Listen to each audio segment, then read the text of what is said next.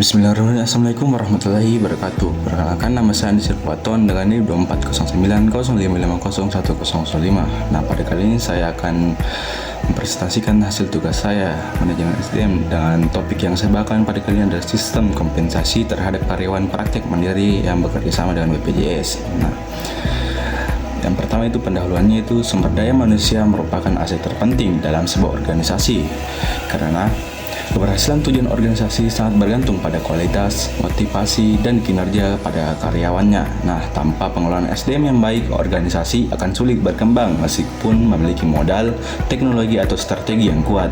Oleh karena itu, manajemen sumber daya manusia sangat menjadi aspek yang penting untuk memastikan bahwa setiap individu bekerja secara optimal, memiliki keahlian sesuai, serta mampu beradaptasi menghadapi perubahan lingkungan bisnis yang semakin kompetitif. Nah, pembuatan video ini bertujuan untuk memberikan pemahaman yang mudah, menarik, dan ringkas mengenai pentingnya MSDM dalam sebuah organisasi. Selanjutnya kita beralih ke teori landasan konsep. Nah, teori yang saya ambil di sini adalah teori harapan yang dikemukakan oleh Viktor Fromm. Nah, teori ini menjelaskan bahwa karyawan akan bekerja lebih baik jika mereka percaya bahwa usaha akan menghasilkan kinerja yang baik dan kinerja yang baik akan menghasilkan kompensasi yang layak. Nah, kompensasi tersebut akan bernilai bagi mereka. Lalu selanjutnya itu ada profil organisasi. Nah, nama organisasi ini adalah Praktek Mandiri Dr. Eni Nuraini, dan bidang organisasi tersebut adalah di bidang kesehatan dan jumlah karyawannya itu 3 orang, asisten dokter 2 dan juru kesehatan fisik 1. Selanjutnya observasi dan temuan di lapangan.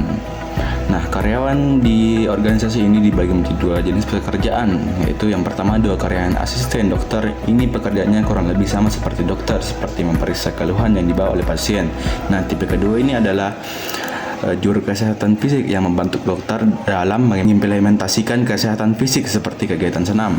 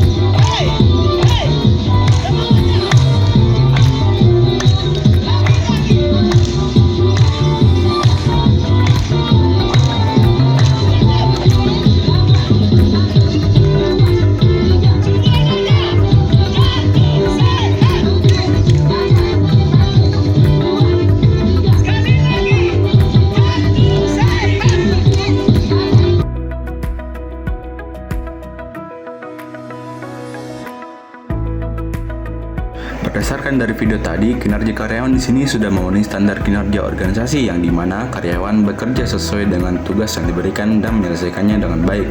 Nah, tantangan di sini adalah dokter seringkali bingung dan memberikan standar kompensasi yang sesuai terhadap karyawannya.